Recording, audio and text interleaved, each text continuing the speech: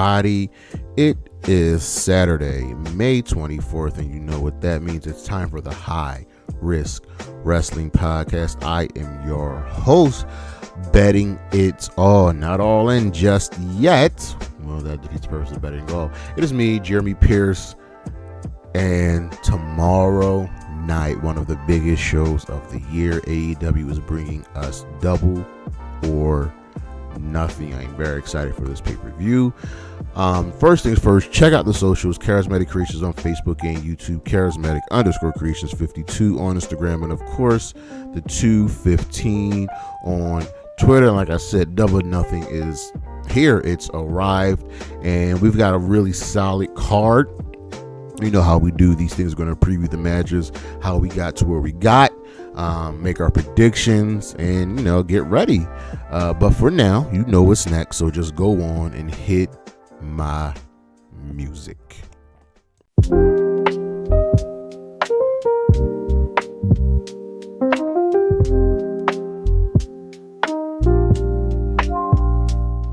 We don't do anything special with these shows. We go over the matches, we make our predictions, and you know where we start. We have to start with last year's show. Double or Nothing 2024 took place from the MGM Grand Garden Arena. This had a really solid card. Was this? Oh, let's see something. Double or Nothing that's taking place pretty much from Vegas, the Vegas area, since its inception, with the exception of the 2 years during the pandemic. But this is the first year where they're leaving Vegas, which is good because you can get tired of the same situation over and over again. But let's go over the card. Double or Nothing 2024 brought us 12 matches, including 2 on the pre-show. So on the pre-show, we had Deonna Purrazzo defeat Thunder Rosa, and we have the Acclaimed Max Caster, Anthony Bones, and Billy Gunn defeat the Cage of Agony, Brian Cage, Teo Leone, and Bishop Khan. Our opening contest was Will Ospreay defeating Roderick Strong to win the International Championship. Then we had the Bang Bang Gang defeat the Death Triangle to retain the Unified World Trios Championships. Timeless Toni Storm defeated Serena Deeb to retain the AEW Women's World Championship. Orange Cassidy defeated Trent Beretta. Chris Jericho defeated Hook and Katsuyori Shibata in a triple threat match, retaining the FTW Championship. John Moxley defeated Takeshita in a World Championship eliminator match for the IWGP World Heavyweight Championship.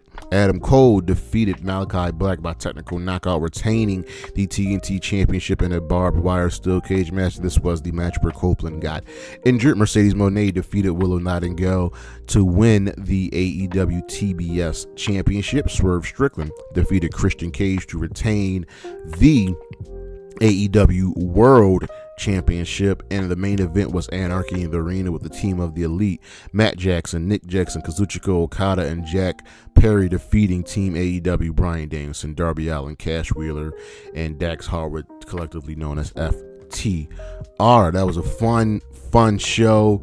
I probably would I put it below 2023? If we go back and look at the 2023 card, what was the main event for 2023? Anarchy in the Arena, the BCC defeating the Elite, MJF with the Four Corners match, Stats returning and beating Jade to win the TBS Championship. Okay, it was good. It was a good card. But now we got to go to the 2025 card. I'm sure Tony Khan will add a second match on the pre-show, but right now we've got one match scheduled for the buy-in, and it is Megan Bayne and Penelope before taking on Anna Jay and Harley Cameron. And I like the pivot to this match. This started with pretty much Megan Bayne coming out of her loss to Toni Storm for the Women's Championship. We got to keep Megan Bayne strong. Penelope Ford have had a good partnership going down as a team. And Megan targeted Anna. Harley got in the way to protect her friend, and we just had these matches. I don't think we've had the one-on-one match yet. And then Megan Bayne cost Harley. Was Harley in the match? Harley was in the match, eliminator match, and for the Women's Championship.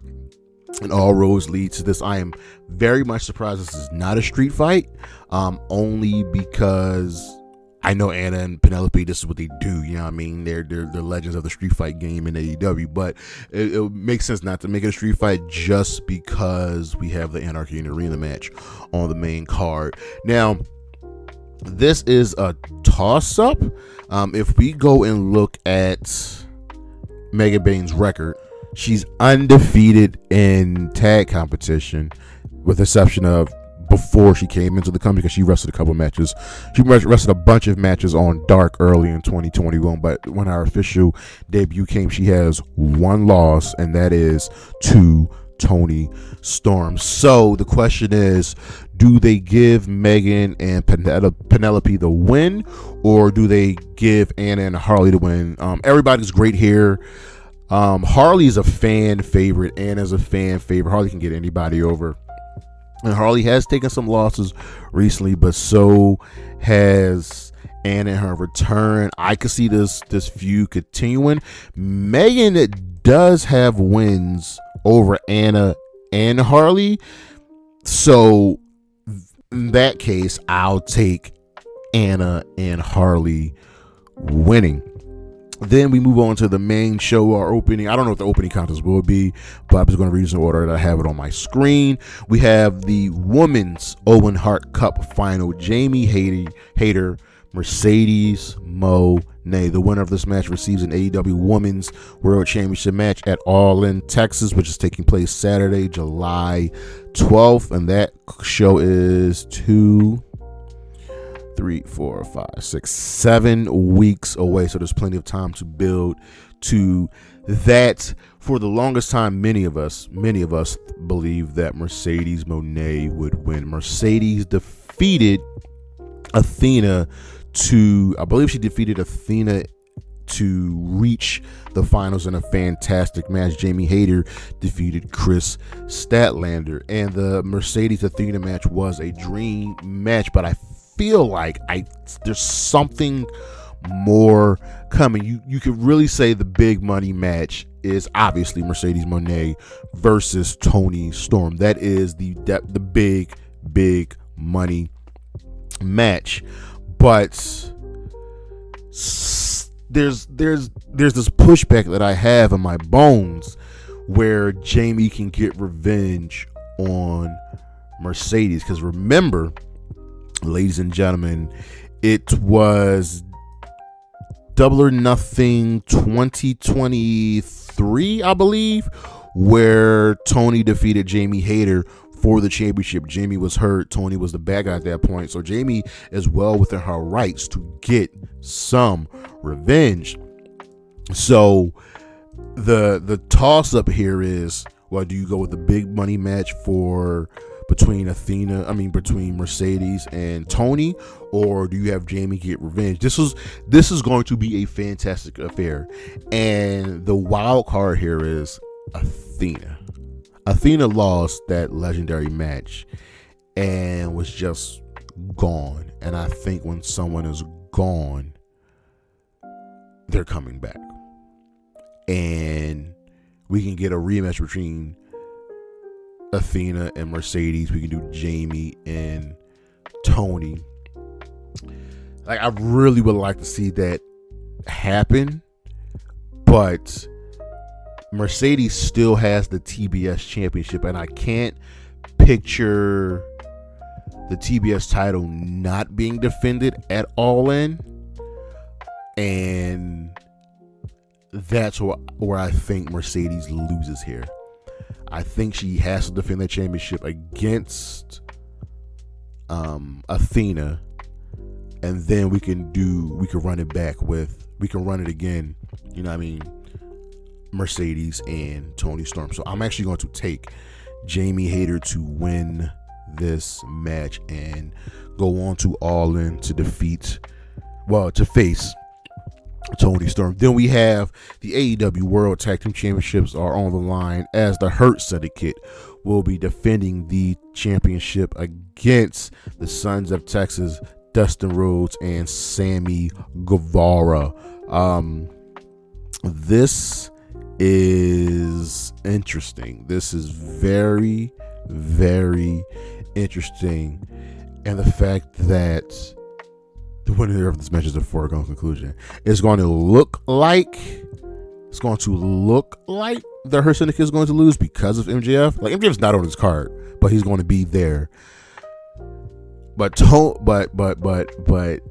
what I mean, Sammy and Dustin have a lot of good things going for them, and that impassioned promo by Dustin makes you believe. It makes me believe that they could win. They're not winning. The Hurt Syndicate will hurt these people. It's going to be a fun match, but we got to continue this story of the Hurt Syndicate and MJF. And we finally have Sammy and Dustin on TV again. They can move on to something. So take the Hurt Syndicate doing here. Then we have the tag team match, FTR versus Daniel Garcia and Nigel McGuinness. This is fun. This is going to be fun. The heel turn by FTR has been absolutely beautiful after taking out Copeland, who I don't know if he's coming back or not, but they needed challengers. They needed a fight, and it's very, very fitting and poetic that they can get two technical guys in Daniel Garcia and Nigel McGuinness to give them a fantastic match. Out of all the tag matches that are happening on the show, this might be the best one, just because of the skilled individuals here. They have been egging on Toni Schiavone, and Nigel has stepped up for his broadcast partner, and it's always good to see Nigel McGuinness get back in the ring. So that's what we look forward to the most.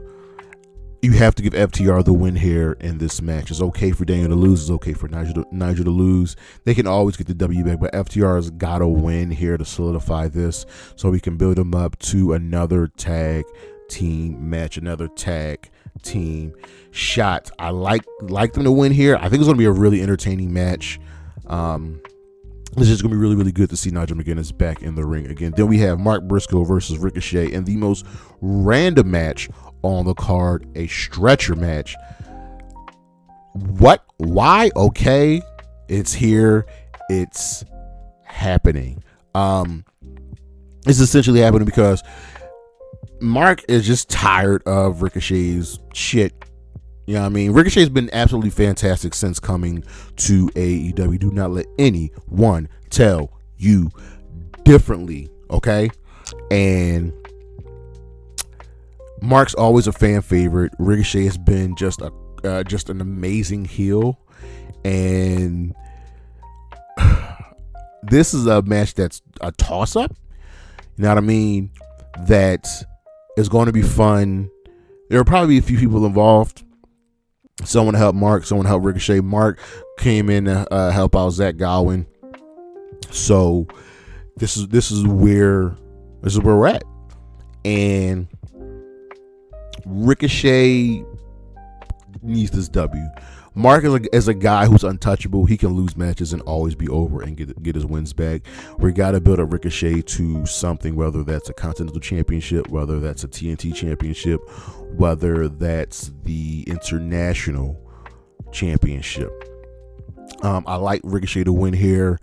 Someone's going to be bleeding their own blood, but take Ricochet to win this match. You're going to think Mark's going to win, but it's not happening. Then we have the Continental Championship. Kazuchika Okada defending against Speedball Mike Bailey, and this stems from everything that's going down in the Death Riders Team AEW feud. Speedball has friends in that match, and he backs up those people, and Okada has part of the elite, and they're in that match. So during this, after the end of the steel cage match, Speedball was the one to fight away Okada. So, you know what I mean? Okada's like, all right, listen up. I want you. I'm going to get you. We're going to have this match. And any match with Speedball goes against a top tier competitor like Okada will be a dream match. It's going to be absolutely fantastic. This is just a way to get Okada on the card, get Speedball on the card for both of them to have just a really, really good match. And ultimately, Okada's going to win this match. So Okada's winning here only because a lot of us are speculating that he will end up facing Kenny Omega at All In to unify the International and Continental Championship. So take Kazuchika Okada to win here. Then we have a trios match with the Paragon taking on the Don Callis family. This is just honestly a random tag match, and I like that the Paragon are stepping up to the Don Callis family. They need another faction to go against them, and so we got Adam Cole, Kyle O'Reilly, and Roderick Strong taking on Konosuke Takeshita, Kyle Fletcher, and Josh Alexander, the true heavy hitters of the Don Callis family. And I think this is just a way to get the family a win, but also the Paragon have been on a roll as of late. Ultimately, still though, I think the Don Callis family wins here. They're just too good, too heavy hitters. They got to stay at the forefront of AEW and everything that they do. I kind of wish this was an elimination match, and we can have a little bit more fun with that. But I'd be fine with this being the next feud for both of these teams. You could transition to Adam Cole and Takeshita for the championship, or you got Adam Cole and Kyle Fletcher, and then keep moving forward with Alexander and Takeshita as a tag team. Like, there's so much that can come out of this match where we can build to a bunch of things further and further down the line. Then we have Timeless Toni Storm defending the AEW Women's World Championship against Mina Shirakawa. Mina got here by winning an eliminator match and actually pinning Toni Storm. So that's something that happened, that Mina has proven herself. She's a fan favorite, but Toni Storm is also a fan favorite, and they have history here because of an individual we have not seen since her loss, and that is Mariah May. When there's smoke, there's fire. And like I said with the Athena reference to Mercedes Moné, when you don't hear about someone, I think they're coming back. That's the albatross on this match. That's the elephant in this room. Where is Mariah May? Her mentor and her best friend, who she's beaten both of them. She's done horrible things to both of them. Could we see an alliance between Toni and Mina? Like, I truly believe, I think Mariah May's coming back for this match. And I think she's going to cost Mina the match. Toni Storm's going into All In as the champion. It just has to happen. Toni has been on a roll. She's a breath of fresh air. Mina Shirakawa is a super fan favorite, and the division has been built up beautifully. There's so many great and talented women in this division, and Toni knows what to expect from Mina. Toni and Mina also have history going back to their days in Stardom. Mina has held championships in Stardom. She is a former Wonder of Stardom champion. She's a former Artist of Stardom champion, whereas Toni Storm, during her time in Stardom, she is a former where is it at? World of Stardom champion, which is their top championship over there in Stardom. So there's history there of them holding gold, but I think Toni's definitely winning here, so she can go on to face the winner of the Owen at All. And then we have the Anarchy in the Arena match. I thought this match would be the main event. I wish it was the main event so we can make history, but we have the team of the Death Riders, Mox, Claudio, Marina, Shafir, and Wheeler Yuta, teaming up with the Young Bucks to take on Kenny Omega, Swerve Strickland, Willow, Nightingale, and the Opps, Joe, Hobbs, and Shibata. This is the biggest Anarchy in the Arena match. This is the fifth? This is the 5th match. We had 2 Stadium Stampede matches, and then we had the Anarchy and the Arena matches. So here we are with this feud. This goes back all the way to All Out of last year with the Bryan Danielson defeating Swerve, and then Mox and the Riders turning on Danielson and taking the championship, and the Death Riders running through AEW, and the Elite returning and for some reason wanting to build a partnership with the Death Riders. So that is something really, really strong, really, really, conducive to what we have here. And then everybody on the face side has beef with someone on the opposite side. Omega, the Elite turned on him. Him and Mox have history. Swerve got cheated out of championship out of Mox. Willow's been the equalizer for Marina Shafir, who's helped Mox a bunch. And the Opps took the Trios championships from the Death Riders. And Joe just got screwed out of a championship. And Shibata got injured by the Death Riders, so there's so much bad blood here. I'm expecting Willow to be probably the superstar of this match. She's going to get beat down. This match is going to have blood. I'm expecting her to beat up some of the men. This is going to be fun. And the thing is, there's also one other piece of information, another wild card besides Gabe Kidd, and that is Chris Statlander. As we saw in Collision, she stood on the stage and watched Willow and Chris get into it. If Chris has been trying to make amends with Willow, why would you not go help her? Now remember, Willow accused Chris of possibly maybe joining the Death Riders, maybe wanting to see her get hurt, and Chris didn't like that. That's going to play a part in this match. Will Chris help Willow? Will Chris maybe get involved with the Death Riders and ultimately join them? That I am very, very curious about.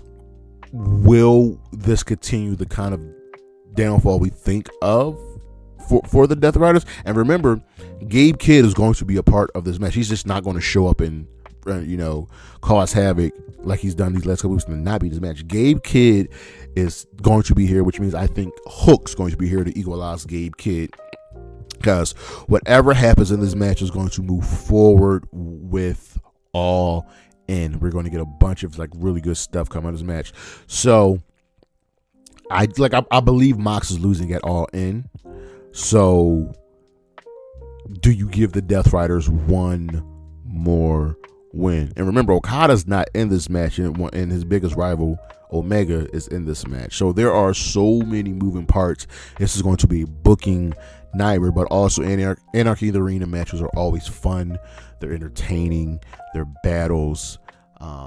They just really get the people going. So who's winning here? With 7 people on both sides, something's got to give, and you got to say, well, who is the weak link? Everybody's going to point to Wheeler Yuta. I don't think it's going to be Wheeler Yuta. Just like everybody thought Jack Perry was the weak link in the Elite, and it wasn't. There was no weak link. Jack Perry got the W last year. The weak link is probably Swerve, and I hate saying that because he wants the championship and Joe wants the championship, and they got to be remembered. Swerve is the one that defeated Joe for the championship. I'm actually going to go with the Death Riders to win this match. I think it's imperative that they win this match so we can get ready for their ultimate downfall and we'll move forward to the second half of the year for AEW. And lastly, the main event, the men's Owen Hart Cup final. Hangman Adam Page, Will Ospreay, winner of this match, gets a world championship match at All In. And this is a toss-up. Now, originally, right, I would have said that I don't think Ospreay's winning because I think Ospreay's going to get the championship once All In returns to London next year. And like they've said, this is not about Hangman's redemption. This is about Ospreay's ascension. Ospreay, Swerve, I'm trying to think of who else. Kyle Fletcher, Takeshita, Bowens. These guys are the future of the company. They are our new pillars. And you ask yourself the question, is it too early to crown Ospreay?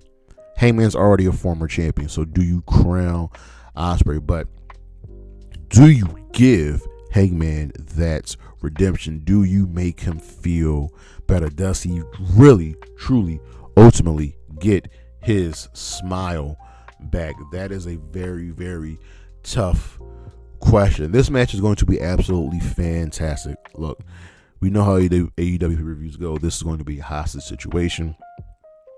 This won't be the longest match in the card because that will go to Anarchy in the arena. The question, the thought is, who do you see defeating Mox for the championship? For the longest time, we thought it was going to be Darby Allin, but man's on top of Mount Everest. So, this is tough. This is very, very tough because it's the follow-up for these men of whoever loses. You got to follow up with them. It's tough. This is the hardest match to pick. Like, I want to say Ospreay, then I want to say Hangman. The Hangman is AEW. Ospreay is kind of, quote unquote, the newcomer on the block, so to say, but he's part of the company. He's part of that blood. This is tough because after their promo battle last week, I don't know who to pick. It's about who's defeating Mox and what will it truly mean. And I think it means more for Hangman. So I'm going to take Hangman Adam Page to defeat Ospreay and win the Owen. I'm not super confident in that, but it's what I came down to. So one more time, let's go over the card. So on the buy-in, I have Anna Jay and Harley Cameron defeating Penelope Ford and Megan Bayne. I have Jamie Hayter defeating, on the main card, Jamie Hayter defeating Mercedes Moné to win the Women's Owen Cup. I have the Hurt Syndicate defeating the Sons of Texas to retain the AEW World Tag Team Championship. I have FTR defeating Daniel Garcia and Nigel McGuinness. I have Ricochet defeating Mark Briscoe.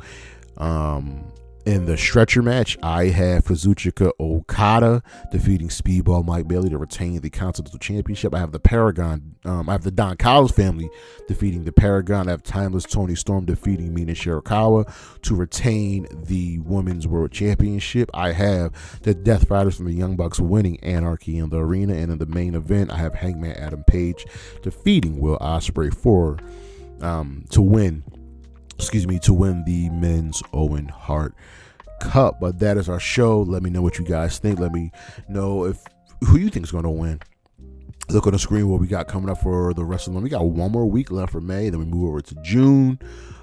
Check out the socials, Charismatic Creations on Facebook and YouTube, Charismatic_Creations52 on Instagram, and of course the 215 on Twitter. And of course, as always, Isla Dawn, Priscilla Kelly, Bailey, Anna J, Chris Statlander, and Willow Nightingale. Holla at your boy. Peace.